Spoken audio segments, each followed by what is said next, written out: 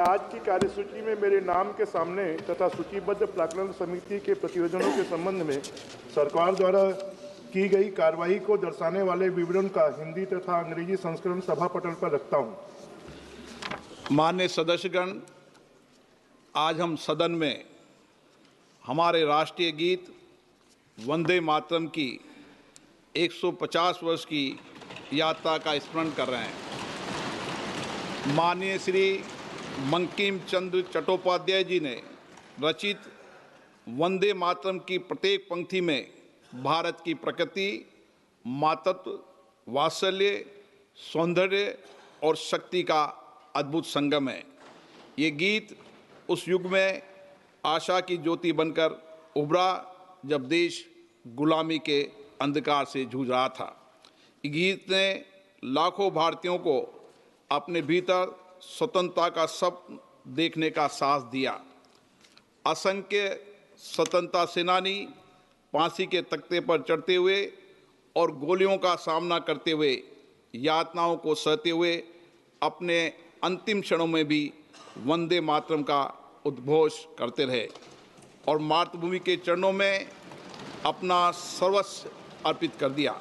आज हम उन याद अज्ञात सभी वीरों को प्रणाम करते हैं जिनके बलिदान ने वंदे मातरम को केवल एक गीत नहीं बल्कि राष्ट्रीय संकल्प का प्रतीक बना दिया।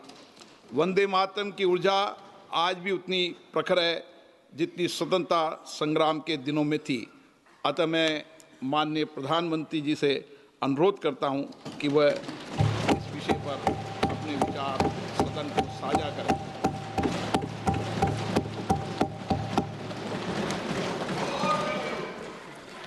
आदरणीय अध्यक्ष महोदय, मैं आपका और सदन के सभी माननीय सदस्यों का हृदय से आभार व्यक्त करता हूं कि हमने इस महत्वपूर्ण अवसर पर एक सामूहिक चर्चा का रास्ता चुना है, जिस मंत्र ने, जिस जयघोष ने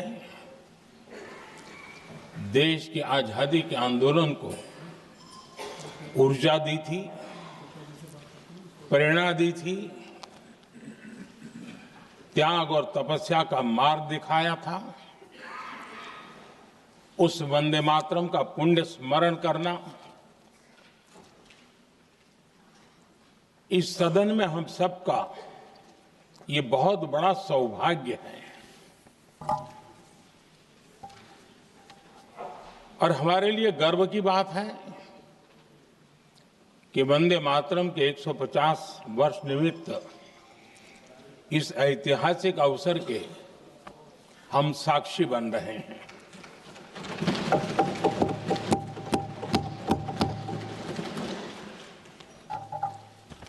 एक ऐसा कालखंड जो हमारे सामने इतिहास की अनगिनत घटनाओं को अपने सामने लेकर के आता है। ये चर्चा सदन की प्रतिबद्धता को तो प्रकट करेंगी, लेकिन आने वाली पीढ़ियों के लिए भी, दर पीढ़ी के लिए भी ये शिक्षा का कारण बन सकती है अगर हम सब मिलकर के इसका सदुपयोग करें तो। आदरणीय अध्यक्ष जी, एक ऐसा कालखंड है जब इतिहास के कई प्रेरक अध्याय फिर से हमारे सामने उजागर हुए हैं। अभी अभी हमने हमारे संविधान के 75 वर्ष गौरवपूर्व मनाए हैं। आज देश सरदार वल्लभ भाई पटेल की और भगवान बिरसा मुंडा की 150वीं जयंती भी मना रहा है और अभी अभी हमने गुरु तेग बहादुर के 350वां बलिदान दिवस भी मनाया। और आज हम वंदे मातरम की 150 वर्ष निमित्त सदन की एक सामूहिक ऊर्जा को, उसकी अनुभूति करने का प्रयास कर रहे हैं। वंदे मातरम 150 वर्ष की यात्रा अनेक पड़ावों से गुजरी है, लेकिन आदरणीय अध्यक्ष जी, वंदे मातरम का जब 50 वर्ष हुए तब देश गुलामी में जीने के लिए मजबूर था और वंदे मातरम के 100 साल हुए तब देश आपातकाल की जंजीरों में जकड़ा हुआ था।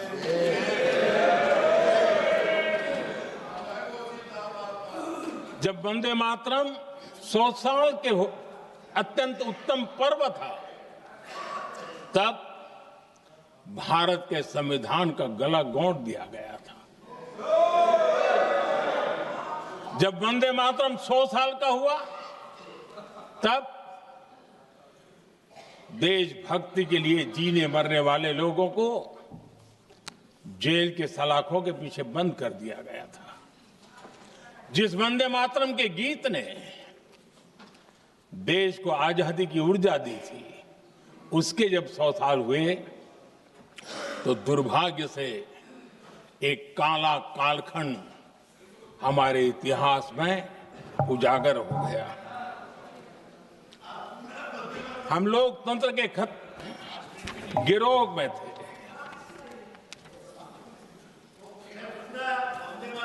आदरणीय अध्यक्ष जी, 150 वर्ष उस महान अध्याय को, उस गौरव को पुनः स्थापित करने का अवसर है और मैं मानता हूं सदन ने भी और देश ने भी इस अवसर को जाने नहीं देना चाहिए।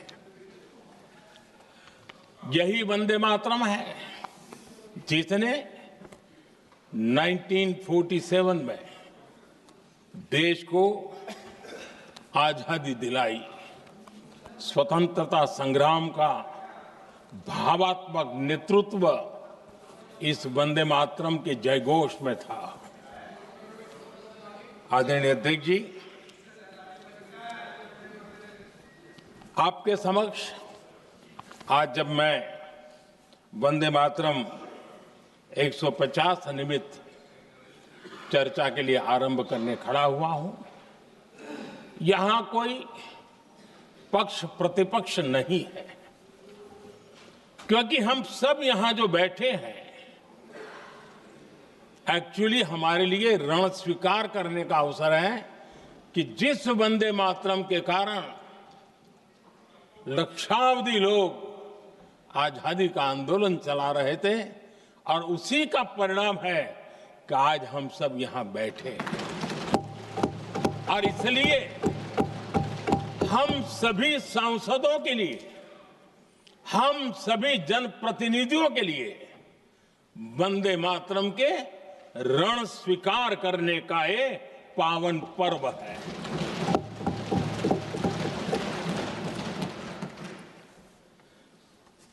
और इससे हम प्रेरणा लेकर के वंदे मातरम की जिस भावना ने देश की आजादी का जंग लड़ा,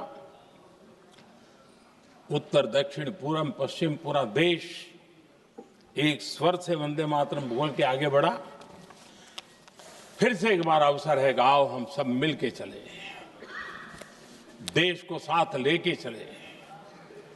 आजादी के दीवानों ने जो सपने देखे थे, उन सपनों को पूरा करने के लिए वंदे मातरम 150 हम सबकी प्रेरणा बने, हम सबकी ऊर्जा बने और देश आत्मनिर्भर बने।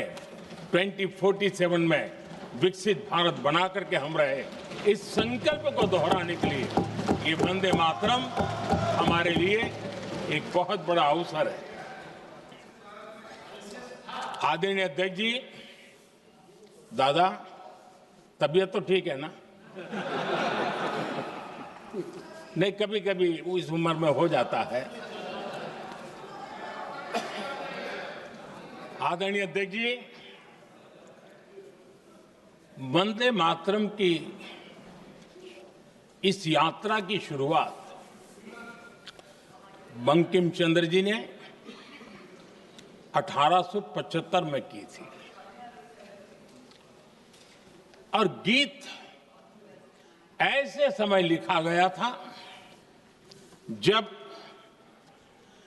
1857 के स्वातंत्र संग्राम के बाद अंग्रेज सल्तनत बौखलाई हुई थी, भारत पर भांति भांति के दबाव डाल रही थी, भांति भांति के जुल्म कर रही थी और भारत के लोगों को मजबूर किया जा रहा था अंग्रेजों के द्वारा।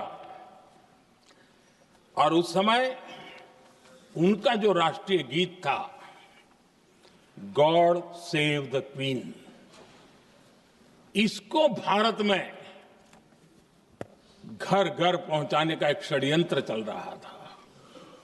ऐसे समय बंकिम दा ने चुनौती दी और ईंट का जवाब पत्थर से दिया और उसमें से वंदे मातरम का जन्म हुआ।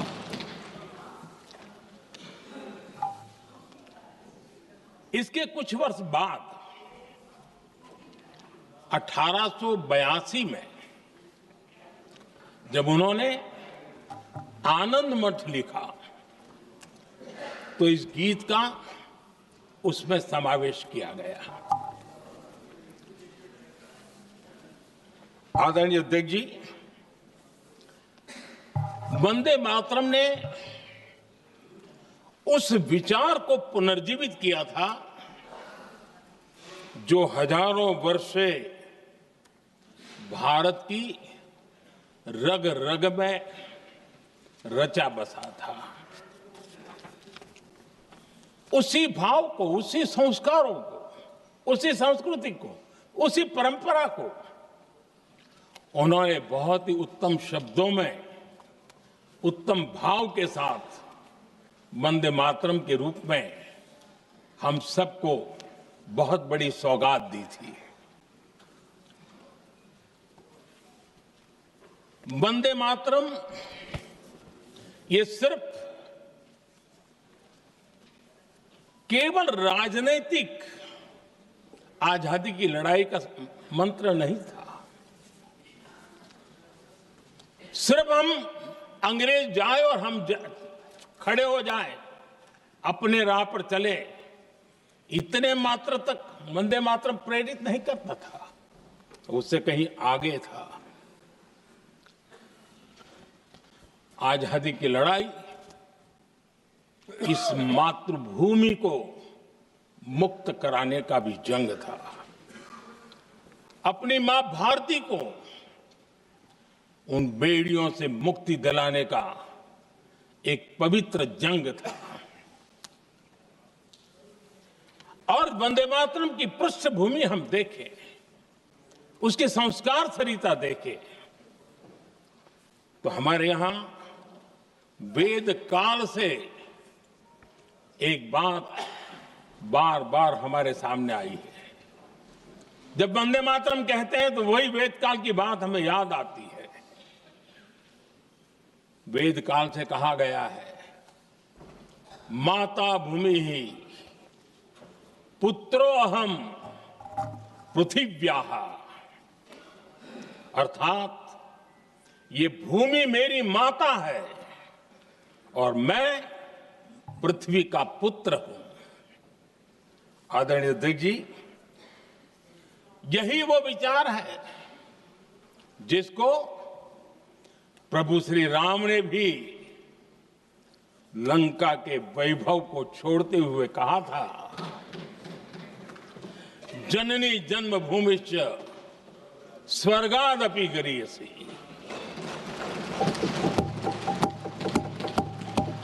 वंदे मातरम यही महान सांस्कृतिक परंपरा का एक आधुनिक अवतार है। आदरणीय अध्यक्ष जी, बंकिम दा ने जब वंदे मातरम की रचना की तो स्वाभाविक ही वो स्वतंत्रता आंदोलन का स्वर बन गया। पूरब से पश्चिम, उत्तर से दक्षिण, वंदे मातरम हर भारतीय का संकल्प बन गया। इसलिए वंदे मातरम की स्तुति में लिखा गया था, मातृभूमि स्वतंत्रता की वेदिका पर मदोमय, मातृभूमि स्वतंत्रता की वेदिका पर मोदमय, स्वार्थ का बलिदान है यह शब्द है वंदे मातरम। है सजीवन मंत्र भी यह विश्व विजयी मंत्र भी, शक्ति का आह्वान है यह शब्द वंदे मातरम। उष्ण शोणित से लिखो, वक्षस्थली को चीरकर, वीर का अभिमान है यह शब्द वंदे मातरम। आदरणीय अध्यक्ष जी, कुछ दिन पूर्व जब वंदे मातरम 150 का आरंभ हो रहा था तो मैंने उस आयोजन में कहा था, वंदे मातरम हजारों वर्ष की सांस्कृतिक ऊर्जा भी थी, उसमें आजादी का जज्बा भी था और आजाद भारत का विजन भी था। अंग्रेजों के उस दौर में एक फैशन हो गई थी भारत को कमजोर, निकम्मा, आलसी, कर्महीन, इस प्रकार भारत को जितना नीचा दिखा सके ऐसी एक फैशन बन गई थी। और उसमें हमारे यहां भी जिन्होंने तैयार किए थे वो लोग भी वही भाषा बोलते थे।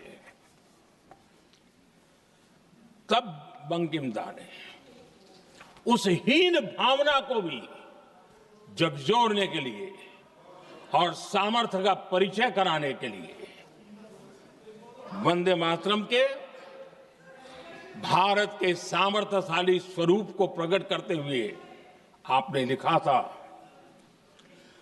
तम ही दुर्गा दश प्रहरण धारिणी, कमला कमल दल विहारिणी, वाणी विद्या दायिनी, नमामि त्वाम नमामि कमलाम, अमलाम अतुलाम, सुजलाम सुफलाम, मातरम वंदे मातरम।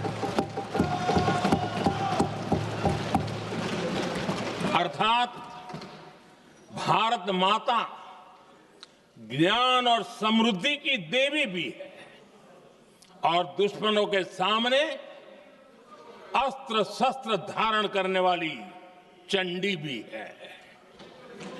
अध्यक्ष जी, ये शब्द, ये भाव, ये प्रेरणा गुलामी की हताशा में हम भारतीयों को हौसला देने वाले थे। इन वाक्यों ने तब करोड़ों देशवासियों को यह एहसास कराया कि लड़ाई किसी जमीन के टुकड़े के लिए नहीं है, ये लड़ाई सिर्फ सत्ता के सिंहासन को कब्जा करने के लिए नहीं है, ये गुलामी की बेड़ियों को मुक्त कर हजारों साल की महान जो परंपराएं थी, महान संस्कृति, जो गौरवपूर्ण इतिहास था, उसको फिर से पुनर्जन्म कराने का संकल्प इसमें था।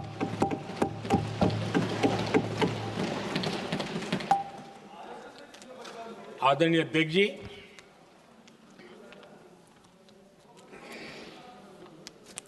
वंदे मातरम इसका जो जन जन से जुड़ाव था, ये हमारे स्वतंत्र संग्राम की एक लंबी गाथा अभिव्यक्त होती है। आदरणीय अध्यक्ष जी, जब भी जैसे किसी नदी की चर्चा होती है, चाहे सिंधु हो, सरस्वती हो, कावेरी हो, गोदावरी हो, गंगा हो, यमुना हो, उस नदी के साथ एक सांस्कृतिक धारा प्रवाह, एक विकास यात्रा का धारा प्रवाह, एक जन जीवन की यात्रा का प्रवाह उसके साथ जुड़ जाता है। लेकिन क्या कभी किसी ने सोचा है कि आजादी जंग के हर पड़ाव, वो पूरी यात्रा वंदे मातरम की भावनाओं से गुजरता था, उसके तट पर पल्लवित होता था। ऐसा भाव काव्य शायद दुनिया में कहीं उपलब्ध नहीं होगा। आदरणीय अध्यक्ष जी,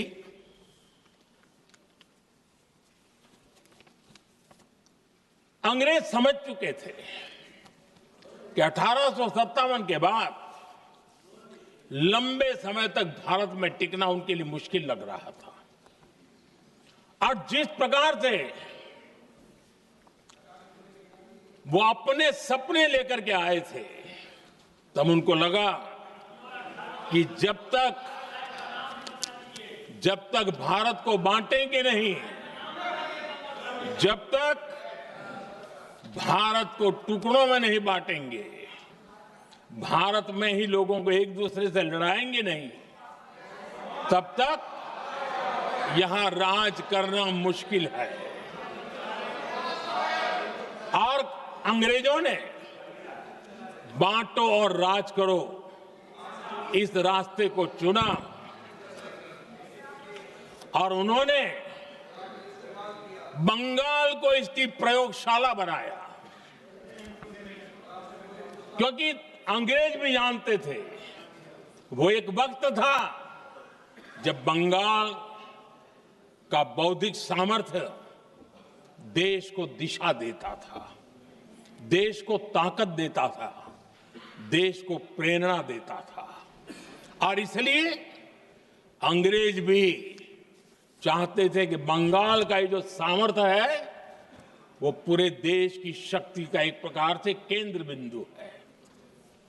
और इसलिए अंग्रेजों ने सबसे पहले बंगाल के टुकड़े करने की दिशा में काम किया। और अंग्रेजों का मानना था कि एक बार बंगाल टूट गया तो ये देश भी टूट जाएगा, और वो यावत चंद्र दिवाकरो राज करते रहेंगे, ये इनकी सोच थी। 1905 में अंग्रेजों ने बंगाल का विभाजन किया, लेकिन जब अंग्रेजों ने 1905 में ये पाप किया तो वंदे मातरम चट्टान की तरह खड़ा रहा। बंगाल की एकता के लिए वंदे मातरम गली गली का नाद बन गया था, और वही नारा प्रेरणा देता था। अंग्रेजों ने बंगाल विभाजन के साथ ही भारत को कमजोर करने के बीच और अधिक बोने की दिशा पकड़ ली थी। लेकिन वंदे मातरम एक स्वर एक सूत्र के रूप में अंग्रेजों के लिए चुनौती बनता गया और देश के लिए चट्टान बनता गया। आदरणीय अध्यक्ष जी, बंगाल का विभाजन तो हुआ, लेकिन एक बहुत बड़ा स्वदेशी आंदोलन खड़ा हुआ। और तब वंदे मातरम हर तरफ गूंज रहा था। अंग्रेज समझ गए थे कि बंगाल की धरती से निकला बंकिम दा का ये भाव सूत्र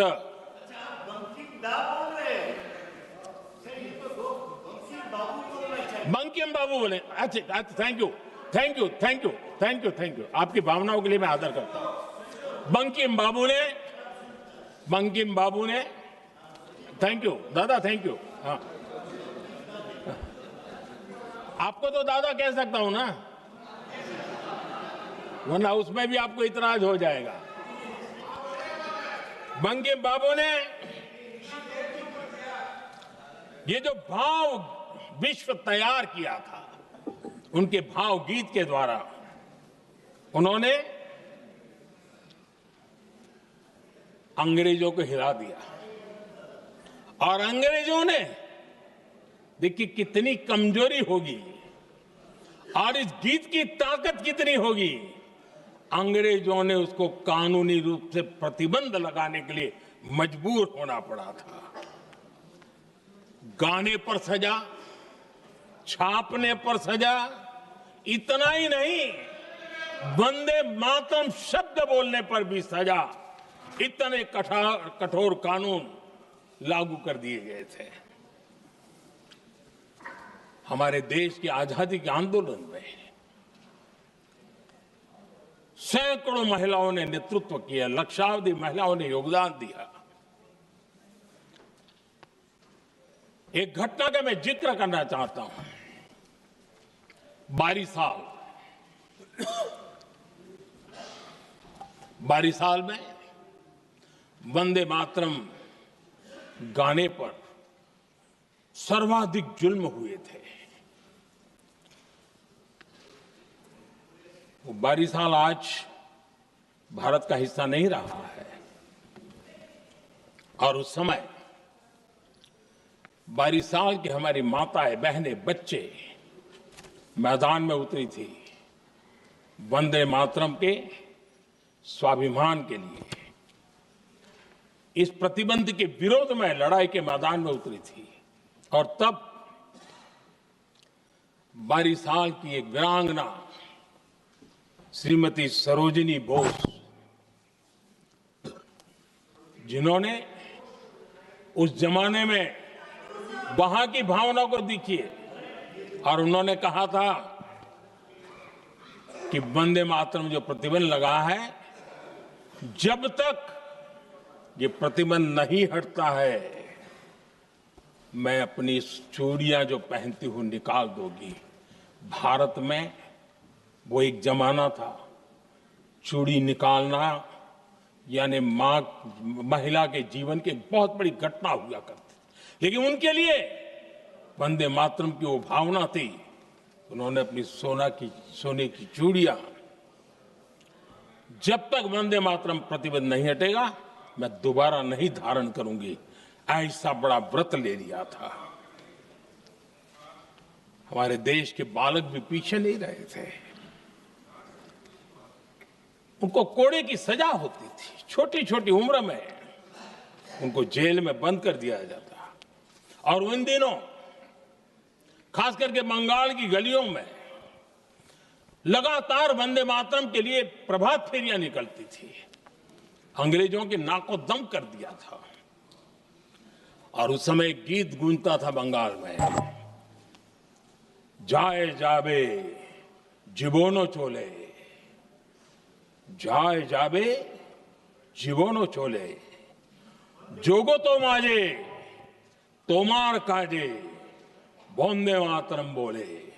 अर्थात हे मां, संसार में तुम्हारा काम करते और वंदे मातरम कहते जीवन भी चला जाए तो वो जीवन भी धन्य है। ये बंगाल की गलियों में बच्चे कह रहे हैं। ये गीत उन बच्चों की हिम्मत का स्वर था, और उन बच्चों की हिम्मत ने देश को हिम्मत दी थी। बंगाल की गलियों से निकली आवाज देश की आवाज बन गई थी।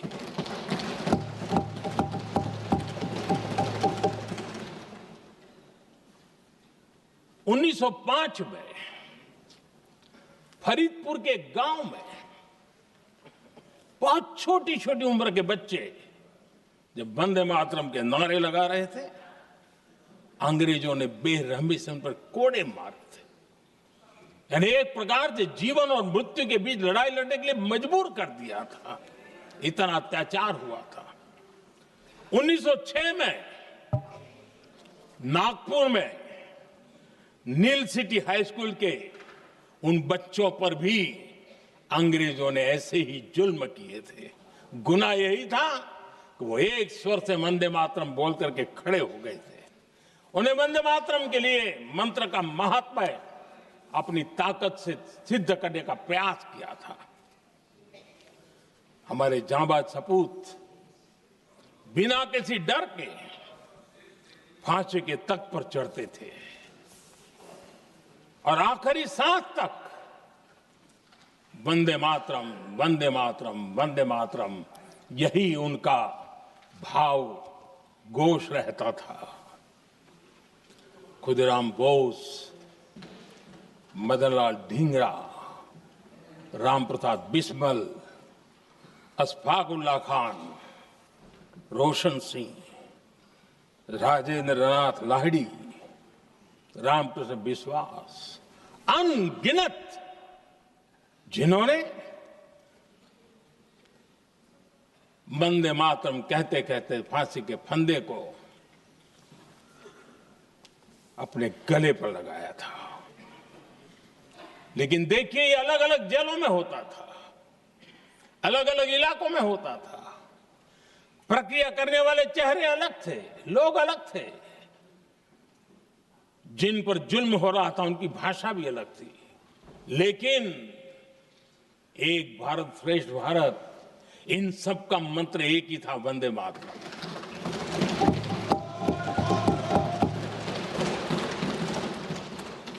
चटगांव की स्वराज क्रांति, जिन युवाओं ने अंग्रेजों को चुनौती दी, वे भी इतिहास के चमकते हुए नाम है। हरगोपाल बाग, पुलिन विकास घोष, त्रिपुर सेन, इन सब ने देश के लिए अपना बलिदान दिया। मास्टर सूर्यसेन को 1934 में जब फांसी दी गई, तब उन्होंने अपने साथियों को एक पत्र लिखा और पत्र में एक ही शब्द की गूंज थी और वो शब्द था वंदे मातरम।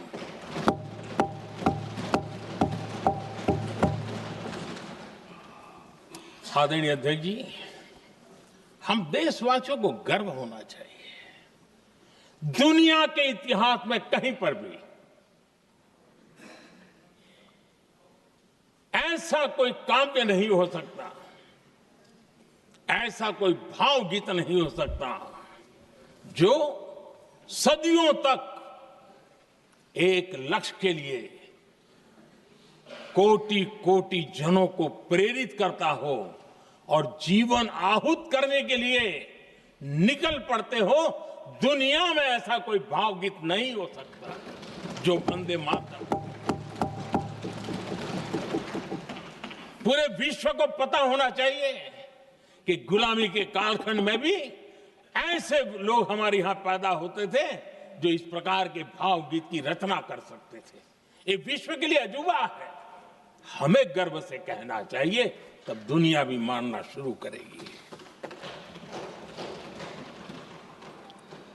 ये हमारी स्वतंत्रता का मंत्र था, ये बलिदान का मंत्र था, ये ऊर्जा का मंत्र था, ये सात्विकता का मंत्र था, ये समर्पण का मंत्र था, ये त्याग और तपस्या का मंत्र था, संकटों को सहने का सामर्थ्य देने का ये मंत्र था और वो मंत्र वंदे मातरम था। और इसलिए गुरुदेव रविंद्रनाथ टैगोर ने लिखा था,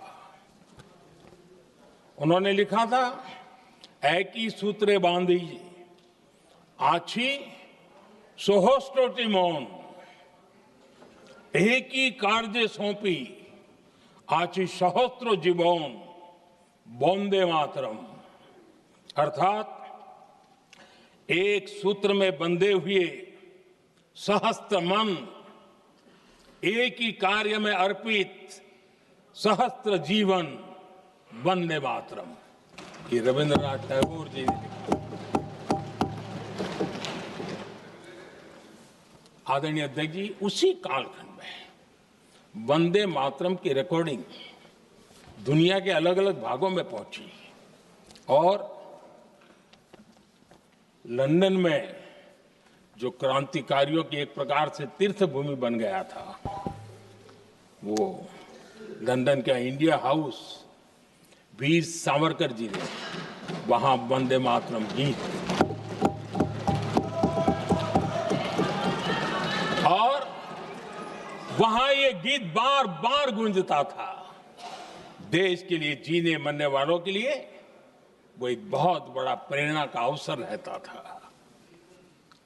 उसी समय बिपिन चंद्र पाल और महर्षि अरविंद घोष, उन्होंने अखबार निकाले। उस अखबार का नाम भी उन्होंने वंदे मातरम रखा। यानी डगर डगर पर अंग्रेजों की नींद हराम करने के लिए वंदे मातरम काफी हो जाता था और इसलिए उन्होंने इस नाम रखा। अंग्रेजों ने अखबारों पर रोक लगा दी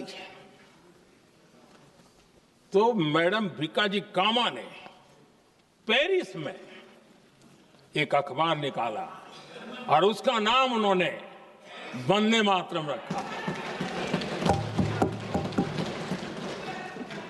आदरणीय अध्यक्ष जी, वंदे मातरम ने भारत को स्वावलंबन का रास्ता भी दिखाया। उस समय माचिस की डिबिया, मैच बॉक्स, वहां से लेकर के बड़े बड़े शिप, उस पर भी वंदे मातरम लिखने की परंपरा बनी और बाहरी कंपनियों को चुनौती देने का एक माध्यम बन गया, स्वदेशी का एक मंत्र बन गया। आजादी का मंत्र स्वदेशी के मंत्र की तरफ विस्तार होता गया। आदरणीय अध्यक्ष जी, मैं एक और घटना का जिक्र भी करना चाहता हूं। 1907 में जब वीओ चिदम्बरम पिल्लाई, उन्होंने स्वदेशी कंपनी का जहाज बना तो उस पर भी लिखा था वंदे मातरम।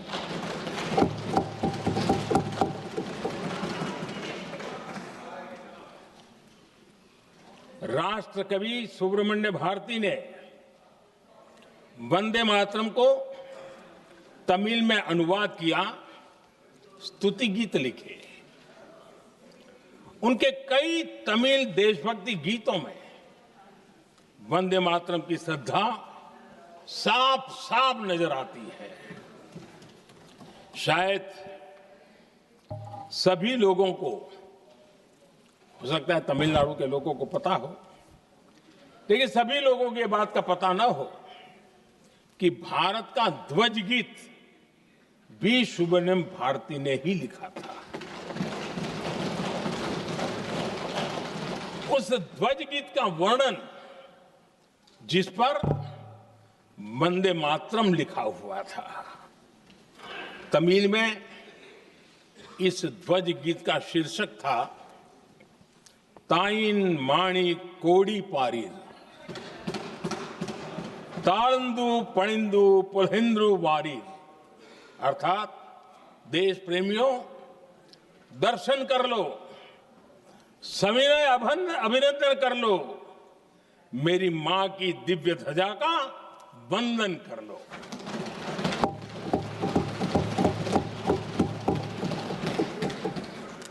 आदरणीय अध्यक्ष महोदय, मैं आज इस सदन में वंदे मातरम पर महात्मा गांधी की भावनाएं क्या थी वो भी रखना चाहता हूं। दक्षिण अफ्रीका से प्रकाशित एक साप्ताहिक पत्रिका निकलती थी, इंडियन ओपिनियन, और इस इंडियन ओपिनियन में महात्मा गांधी ने 2 दिसंबर 1905 जो लिखा था उसको मैं कोट कर रहा हूं। उन्होंने लिखा था, महात्मा गांधी ने लिखा था, गीत वंदे मातरम जिसे बंकिम चंद्र ने रचा है पूरे बंगाल में अत्यंत लोकप्रिय हो गया है। स्वदेशी आंदोलन के दौरान बंगाल में विशाल सभाएं हुई जहां लाखों लोग इकट्ठा हुए और बंकिम का यह गीत गाया। गांधी जी आगे लिखते हैं, ये बहुत महत्वपूर्ण है। वो लिखते हैं, ये 1905 की बात है। उन्होंने लिखा, यह गीत इतना लोकप्रिय हो गया है जैसे ये हमारा नेशनल एंथम बन गया है।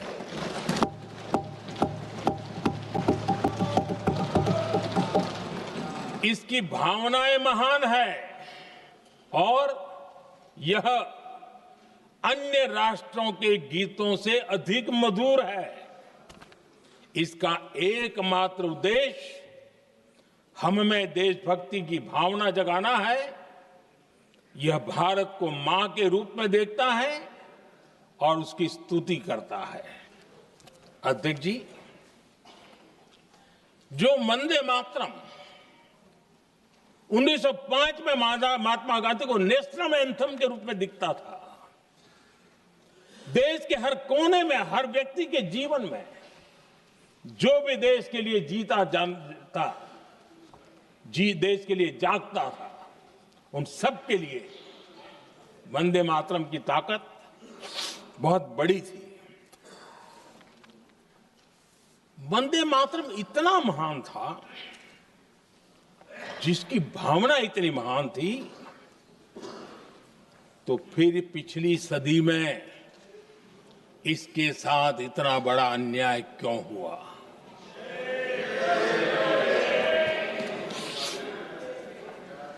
वंदे मातरम के साथ विश्वासघात क्यों हुआ?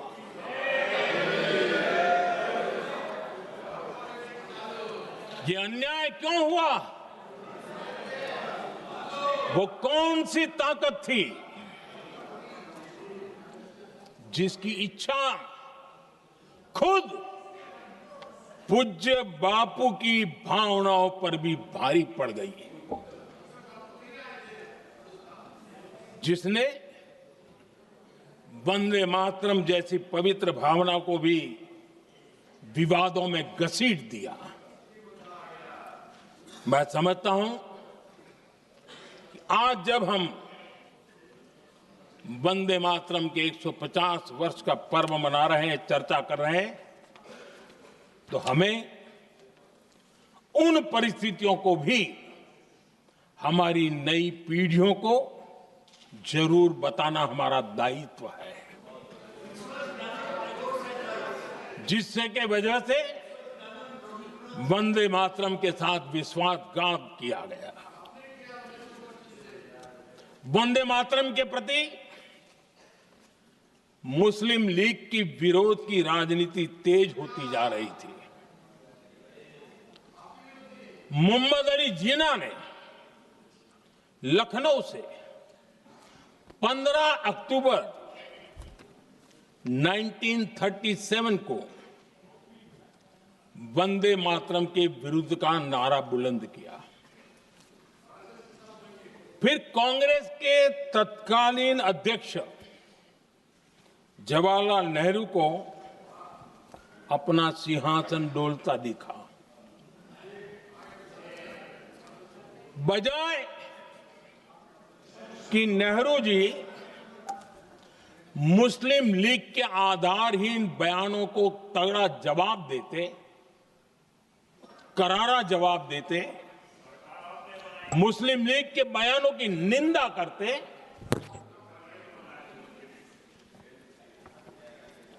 और वंदे मातरम के प्रति खुद की भी और कांग्रेस पार्टी की भी निष्ठा को प्रकट करते हैं। लेकिन उल्टा हुआ। वो ऐसा क्यों कर रहे, वो तो पूछा ही नहीं, न जाना। लेकिन उन्होंने वंदे मातरम की ही पड़ताल शुरू कर दी। जिन्ना के विरोध के 5 दिन बाद ही 20 अक्टूबर को नेहरू जी ने नेताजी सुभाष बाबू को चिट्ठी लिखी। उस चिट्ठी में जिन्ना की भावना से नेहरू जी अपनी सहमति जताते हुए कि वंदे मातरम की, ये जो उन्होंने सुभाष बाबू को लिखा है, वंदे मातरम की आनंद मठ वाली पृष्ठभूमि मुसलमानों को इरिटेट कर सकती है। मैं नेहरू जी का कोट पढ़ता हूं। नेहरू जी कहते हैं, मैंने वंदे मातरम गीत का बैकग्राउंड पढ़ा है। नेहरू जी फिर लिखते हैं, मुझे लगता है कि ये जो बैकग्राउंड है इससे मुस्लिम भड़केंगे। साथियों,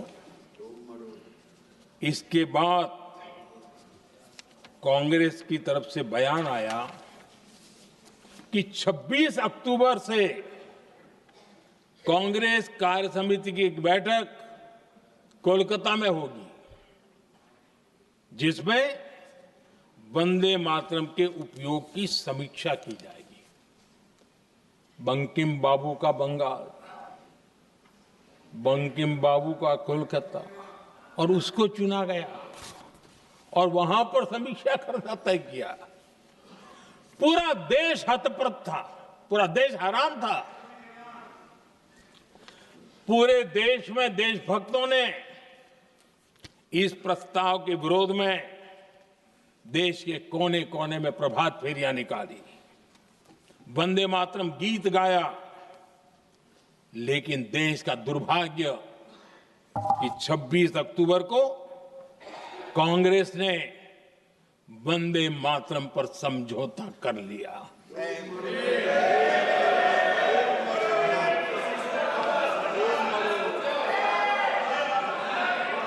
वंदे मातरम के टुकड़े करने के फैसले में, वंदे मातरम के टुकड़े कर दिए। उस फैसले के पीछे नकाब ये पहना गया, चोला ये पहना गया कि ये तो सामाजिक सद्भाव का काम है। लेकिन इतिहास इस बात का गवाह है कि कांग्रेस ने मुस्लिम लीग के सामने घुटने टेक दिए और मुस्लिम लीग के दबाव में किया। और कांग्रेस का ये तुष्टीकरण की राजनीति को साधने का एक तरीका था। आदरणीय अध्यक्ष जी, तुष्टीकरण की राजनीति के दबाव में कांग्रेस वंदे मातरम के बंटवारे के लिए झुकी। इसलिए कांग्रेस को एक दिन भारत के बंटवारे के लिए झुकना पड़ा।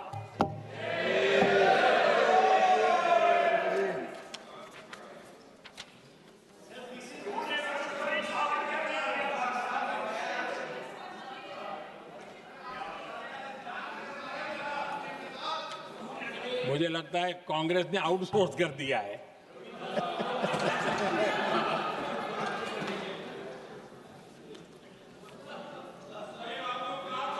दुर्भाग्य से कांग्रेस की नीतियां वैसी की वैसी थी है, और इतना ही नहीं, आईएनसी चलते चलते एमएमसी हो गया है।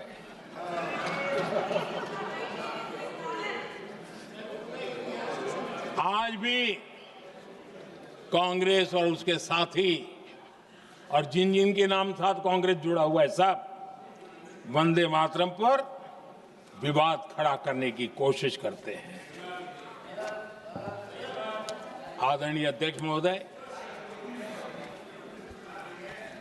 किसी भी राष्ट्र का चरित्र, उसकी जीवटता, उसके अच्छे कालखंड से ज्यादा जब चुनौतियों का कालखंड होता है, जब संकटों का कालखंड होता है, तब प्रकट होती है, उजागर होती है और सच्चे अर्थ में कसौटी से कसी जाती है।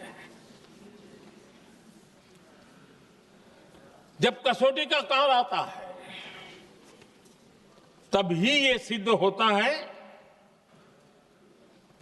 कि हम कितने दृढ़ हैं, कितने सशक्त हैं, कितने सामर्थ्यवान हैं। 1947 में देश आजाद होने के बाद देश की चुनौतियां बदली, देश की प्राथमिकताएं बदली, लेकिन देश का चरित्र, देश की जीवटता वही रही, वही प्रेरणा मिलती रही। भारत पर जब जब संकट आए, देश हर बार वंदे मातरम की भावना के साथ आगे बढ़ा।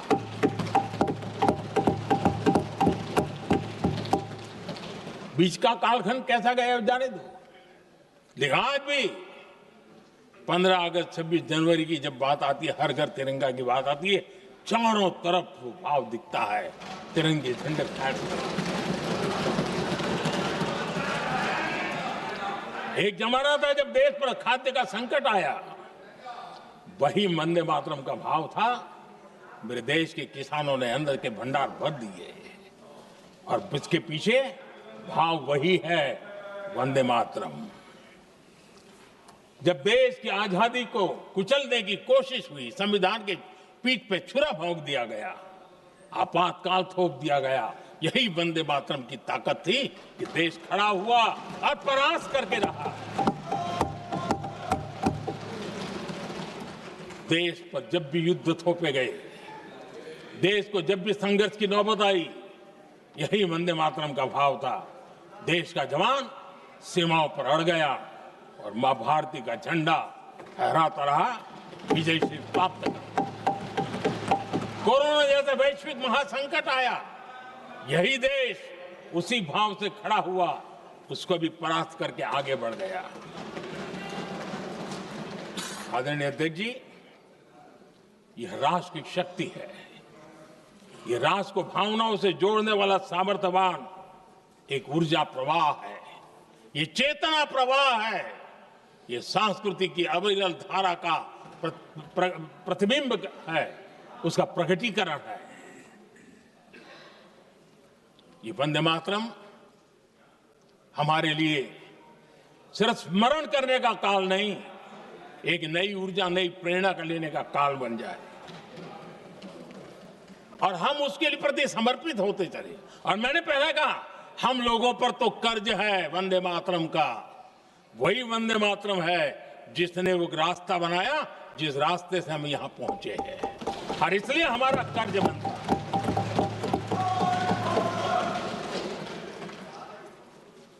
भारत हर चुनौतियों को पार करने में सामर्थ्य है। वंदे मातरम के भाव की वो ताकत है। वंदे मातरम ये सिर्फ गीत या भावगीत नहीं, ये हमारे लिए प्रेरणा है। राष्ट्र के प्रति कर्तव्यों के लिए हमें झकझोरने वाला काम है, और इसलिए हमें निरंतर इसको करते रहना होगा। हम आत्मनिर्भर भारत का सपना लेकर के चल रहे हैं, इसको पूरा कर रहा है। वंदे मातरम हमारी प्रेरणा है। हम स्वदेशी आंदोलन को ताकत देना चाहते हैं, समय बदला होगा, रूप बदले होंगे, लेकिन पूज्य गांधी ने जो भाव व्यक्त किया था उस भाव की ताकत आज भी मौजूद है और वंदे मातरम हमें जोड़ता है। देश के महापुरुषों का सपना था स्वतंत्र भारत का। देश की आज की पीढ़ी का सपना है समृद्ध भारत का। आजाद भारत का सपने को सिंचा था वंदे भारत की भावना है, वंदे मातरम की भावना ने। समृद्ध भारत के सपने को सिंचेगा वंदे मातरम की भावना। उसी भावना को लेकर के हमें आगे चलना है और हमें आत्मनिर्भर भारत बनाना। 2047 में देश विकसित भारत बन के रहे। अगर आजादी के 50 साल पहले कोई आजाद भारत का सपना देख सकता था तो 25 साल पहले हम भी तो समृद्ध भारत का सपना देख सकते हैं, विकसित भारत का सपना देख सकते हैं और इस सपने के लिए अपने आप को खपा भी सकते हैं। इसी मंत्र और इसी संकल्प के साथ वंदे मातरम हमें प्रेरणा देता रहे। वंदे मातरम का हम रण स्वीकार करें, वंदे मातरम की भावना को लेकर के चले, देशवासियों को साथ लेकर के चले, हम सब मिलकर के चले, इस सपने को पूरा करें। इसी एक भाव के साथ ये चर्चा का आज आरंभ हो रहा है। मुझे पूरा विश्वास है कि दोनों सदनों में देश के अंदर वो भाव भरने वाला कारण बनेगा, देश को प्रेरित करने वाला कारण बनेगा, देश की नई पीढ़ी को ऊर्जा देने का कारण बनेगा। इन्हीं शब्दों के साथ आपने मुझे अवसर दिया, मैं आपका बहुत बहुत आभार व्यक्त करता हूं। बहुत बहुत धन्यवाद। वंदे मातरम, वंदे मातरम, वंदे मातरम।